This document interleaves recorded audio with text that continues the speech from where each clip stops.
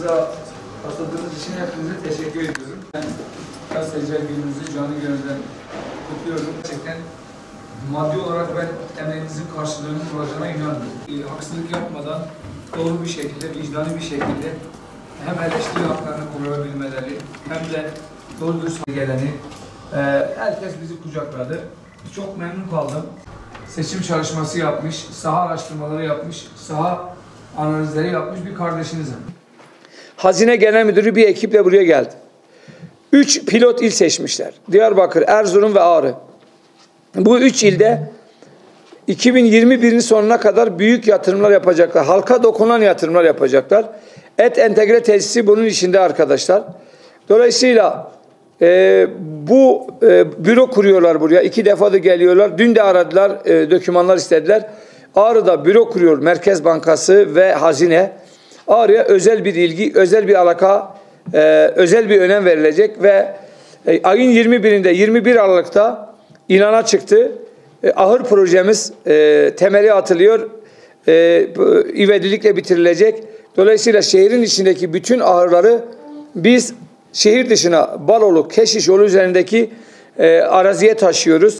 Onun yanına hayvancılık, et entegre tesislerini hem devlet yapmak istiyor hem de 1-2 tane yerli firma. Murat Nehri projesi, o da ihale ediliyor bu sene arkadaşlar.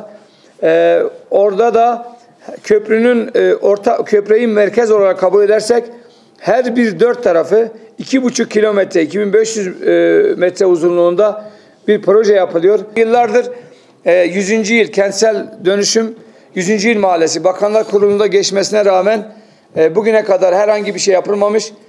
O projede ihale edildi. O da 500 konutla, ilk etapta 500 konutla giriyoruz. Havaalanına giden yolun üst tarafıyla alttaki L harfini düşünün. Murat Nehri projesiyle bütünleşecek bir şehirde. Değerli arkadaşlar, bunlar devasa projeler. Bir de bizim makro, çok daha büyük bir projemiz var. Bunu Cumhurbaşkanı'na sunduk. Cumhurbaşkanı Belediyeler Birliği'ne söyledi. Belediyeler Birliği ile biz Cumhurbaşkanlığı proje yarışmasına çıkıyoruz bu ay içerisinde. O da nedir? Büyük Ağrı Dağı projesi. Ağrı'ya inen bir turist Ağrı Dağı'nın eteğine götürülecek. Orada Mardin tipi, Mardin evleri tipi ya da Doğu Beyazıt'ın eski evleri gibi evler, hobi bahçeleri, paintball sahaları, yürüyüş yolları 82 kilometre Ağrı Dağı'nın etrafı zannedersem.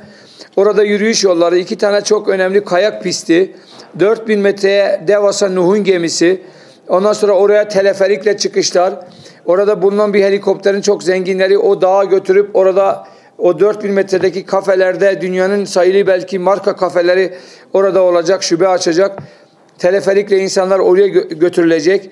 Hemen Diyadin'deki kaplıcalar, dünyanın en güzel kaplıcaları arkadaşlar. Biz işletemiyoruz, sahip çıkamıyoruz. Ağrı'ya dönüşlerinde Ağrı'da kurulacak panoramik Nuh'un müzesini dolaşıp uçaklarına binip gittiklerinde bu insanların bir dahaki seferde çok daha büyük gruplarla geleceğine inanıyoruz. HDP'nin 3 tane milletvekili var. Niye Ağrı için çalışmıyorlar? Kim engelliyor? Ben mi engelliyorum? Yani şimdi HDP milletvekilleri proje sundu da ben mi engel oldum? HDP milletvekilleri mecliste Ağrı için çalıştılar da ben mi engel oldum? HDP milletvekilleri köy yollarına gitti, köy yollarını yaptılar, ben mi engel oldum? Niye çalışmıyorsunuz? Bu milletin oyunu aldınız. Niye aldınız? HDP milletvekilleri bu milletin oylarını niye aldınız?